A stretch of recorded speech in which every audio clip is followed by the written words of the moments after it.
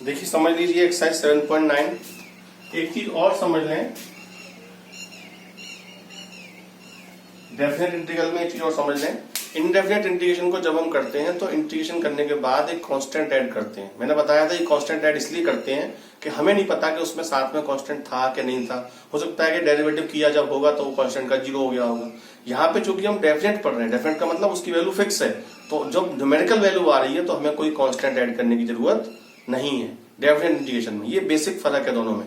बहुत सारे बच्चे डेफिनेट इंटीग्रेशन में भी लास्ट में सी ऐड कर जाते हैं, कोई मतलब नहीं है उसका, क्योंकि ये न्यूमेरिकल वैल्यू है और ये कांस्टेंट है, इसमें कोई जरूरत ही नहीं है कांस्टेंट ऐड करने की। ठीक है, इनडेफिनेट में करते हैं, डेफिनेट में नहीं करते हैं। तो देखो जरा एक क्वेश्चन तो मैं अभी आपको बता दूं जो मैंने आपको कल करवाया था। मान लीजिए ये लिमिट दी है 2 से 4। अब इसको क्वेश्चन को हमने किया था सम ऑफ लिमिट्स वाले मेथड से। अब हम इसको इस थ्योरम से अगर करें तो देखिए कितना इजी हो जाएगा। एक्स स्क्वायर है, एक्स स्क्वायर का इंटीग्रेशन क्या होता है, एक्स क्यूब, ठीक है, अपॉन 3 और लिमिट 2 से 4, लिमिट 2 से 4 एज इट इज लगी रहेगी। अब 1/3 तो कांस्टेंट है तो ये तो बाहर हो जाएगा, क्या बचा, एक्स क्यूब। मैंने क्या बताया था अभी थ्योरम में कि जब आपने इंटीग्रेशन कर लिया है तो जहां जहां एक्स है वहां पे आप अपर लिमिट पहले पुट करें, माइनस लगाएं, फिर जहां जहां एक्स है वहां लोअर लिमिट पुट करें। तो 1/3 पहले एक्स की वैल्यू 4 का क्यूब, फिर माइनस लगाएं, फिर एक्स की वैल्यू 2 का क्यूब, तो ये हो जाएगा 1/3 4 का क्यूब 64, इसका मतलब 8, तो 1/3 इंटू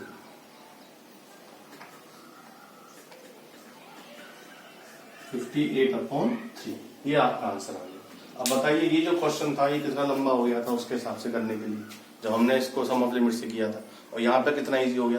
तो अब इसमें भी बड़े बड़े क्वेश्चंस कुछ आ जाएंगे क्योंकि वो इस मेथड से करेंगे इस पूरी एक्सरसाइज को, तो वो इजीली हो जाएगी। ठीक है, देखिए पहला क्वेश्चन है एक्सरसाइज का, -1 से 1 दिए लिमिट, -1 से 1 x + 1 dx। तो पहली बात तो दो फंक्शन है तो इनको सेपरेट कर लें, x dx + 1 dx, -1 से 1। अब x का इंटीग्रेशन क्या होगा, x²/2 -1 से 1 प्लस इसका क्या होगा x, लिमिट -1 से 1।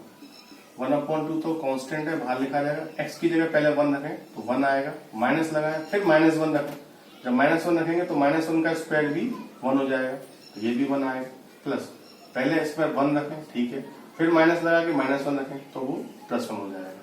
ये 1 - 1 0, तो पूरी वैल्यू 0 होगी और ये हो जाएगा 2, यानी कि 2 आपका आंसर आ जाएगा।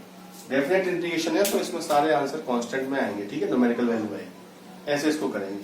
जितने क्वेश्चन है उसमें बेसिकली आपने जो इंटीग्रेशन के जितने मेथड अभी तक सीखे हैं वो सब इसमें लगाने हैं इंटीग्रेशन के।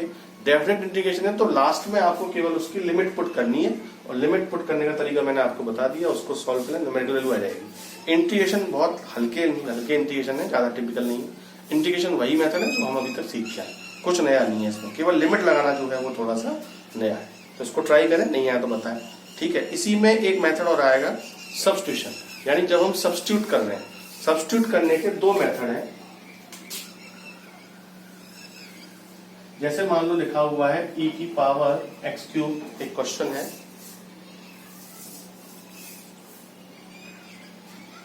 ठीक है, और लिमिट दी है 1 से लेके 3 dx,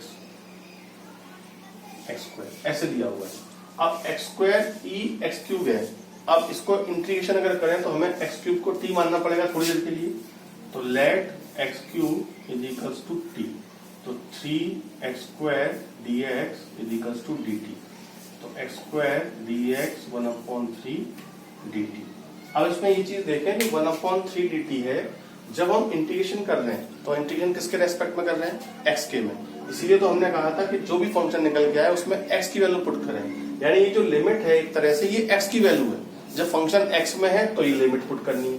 अब यहाँ पे जब हमने x³ को t माना है तो मैंने बताया था कि हमने पूरा फंक्शन ही चेंज कर दिया, पूरा फंक्शन जो x में था वो फंक्शन t में बन गया। जब फंक्शन पूरा चेंज हो गया है तो क्या लिमिट चेंज नहीं होगी, लिमिट तो x के हिसाब से है ना। अब आप फंक्शन को t में बनाना चाह रहे हैं तो पूरी लिमिट भी चेंज करनी पड़ेगी। अब यहाँ पे इसके दो मेथड हैं, एक मेथड ये है कि बहुत सारे बच्चे इस फंक्शन को भी चेंज कर देते, लिमिट को भी चेंज कर देते हैं t में, ठीक है, वो भी एक मेथड है। एक और इजी मेथड पॉसिबल है कि अगर आप इसको टी में चेंज कर रहे हैं, आप इसको इंटीग्रेट कर लीजिए। इंटीग्रेट करने के बाद आप टी की वैल्यू पुट कर दीजिए एक्स में। यहाँ इंडेफिनिट इंटीग्रेशन नहीं है, सो हमने टी एज्यूम किया, इंटीग्रेशन किया और लास्ट में टी की वैल्यू पुट कर दी। यहाँ पे डेफिनेट है, यानी हमें न्यूमेरिकल वैल्यू निकालनी है। तो अगर हम लिमिट को चेंज करते हैं, सुन लेते ध्यान से ये वाली बात, अगर हम लिमिट को चेंज करते हैं तो हमें टी की वैल्यू पुट करने की जरूरत नहीं है। क्यों? क्योंकि हम फंक्शन को जब एक्स को टी में चेंज किया तो लिमिट को भी हम कर चुके हैं, अब हम टी में ही वैल्यू पुट कर देंगे, एक बात। दूसरी बात यह है कि हम इंटीग्रेशन करने के बाद हम टी की वैल्यू पुट नहीं कर रहे, मतलब टी की वैल्यू पुट कर रहे हैं एक्स में, तो लिमिट चेंज करने की जरूरत आपको नहीं है। सिंपल दो चीजें हैं। देखो जरा, जैसे मैंने इसको टी माना तो ये एक्स स्क्वायर डी एक्स पूरा कितना बन गया 1/3 dt, और ये बन गया e की पावर t। मैं लिमिट को चेंज नहीं कर रहा, ठीक है, लिमिट को चेंज नहीं कर रहा। इसका इंटीग्रेशन क्या आएगा निकल के, इसका इंटीग्रेशन निकल के आएगा e की पावर t, लिमिट 1 से 3। अब याद रखो कि मैंने लिमिट चेंज नहीं करी है, यानी अभी हमारी जो लिमिट है वो x में ही है और फंक्शन t का है, तो यहाँ आपको t की वैल्यू पुट करनी पड़ेगी, बस इतना फर्क है। अगर आप इस लिमिट को चेंज कर लेते हैं तो टी की वैल्यू पुट करने की जरूरत नहीं है आपको, फिर तो डायरेक्ट लिमिट पुट कर सकते हैं। मैं दोनों मेथड से कर रहा हूँ 1/3। अब टी की वैल्यू पुट कर दें e की पावर x3, लिमिट 1 से 3। अब देखो लिमिट भी x में है और फंक्शन भी x में है, यानी अब आप x की वैल्यू पुट कर सकते हैं। तो 1/3, x की वैल्यू कितनी है 3, तो e की पावर 3 की पावर 3 यानी कि 27, माइनस लगा के 1 यानी e की पावर e, ये आपका आंसर होगा, ठीक है, ये निकल के आ गया। अब मान लो कि मैं t की वैल्यू पुट कर देता, तब कैसे करेंगे? तब यहां तक तो करना ही पड़ेगा 1/3 e की पावर t dt। अब मैं लिमिट को भी चेंज करना चाह रहा हूं, तो आप ऐसे माने कि ये x की वैल्यू है, तो जब x की वैल्यू 3 है तो t की वैल्यू क्या निकल के आएगी? भाई लिमिट तो x के अकॉर्डिंग चेंज करेंगे। जब x की वैल्यू 3 है, यहाँ 3 पुट करें तो t कितना निकल के आएगा 27 निकल के आएगा। और जब x की वैल्यू 1 है यहाँ पर, तो t कितना निकल के आएगा? तो भी 1 निकल के आएगा। अब हमने लिमिट को भी चेंज कर दिया है। दो मेथड है, एक ये और एक ये, और दोनों ही एप्लीकेबल है, दोनों एक्सेप्टेबल है, बोर्ड में माने जाते हैं, ठीक है। तो 1 और 27। अब हमें क्या है, इसका जब इंटीग्रेशन करेंगे 1/3 e की पावर t 1 से 27, अब इसमें t की वैल्यू पुट करने की जरूरत नहीं है। क्यों?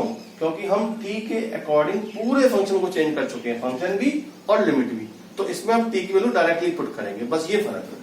t की वैल्यू पुट करना है 1/3 e की पावर 27 माइनस e, ठीक है। तो ये एक प्रोसीजर हो गया और ये एक प्रोसीजर हो गया। बहुत सारे क्वेश्चंस ऐसे हैं जहां पे लिमिट को चेंज करने पे वो क्वेश्चन और कॉम्प्लेक्स हो जाएगा, आंसर तो आ जाएगा बट थोड़ा कॉम्प्लेक्स हो जाएगा। तो वहां पे हम इस मेथड को यूज करेंगे कि हम t की वैल्यू पुट नहीं करेंगे, लिमिट को चेंज नहीं करेंगे। कुछ क्वेश्चन ऐसे होंगे जिसमें आप अगर पुट कर लोगे तो वो क्वेश्चन और इजी हो जाएगा, तो वहां पे कर लेंगे, यानी अकॉर्डिंगली काम करेंगे। लकीर के फकीर नहीं बनेंगे कि जब कह दिया तो यही करना है, ठीक है। जैसा क्वेश्चन होगा डिमांड उसके हिसाब से हम करेंगे, ठीक है। इसको ट्राई करें।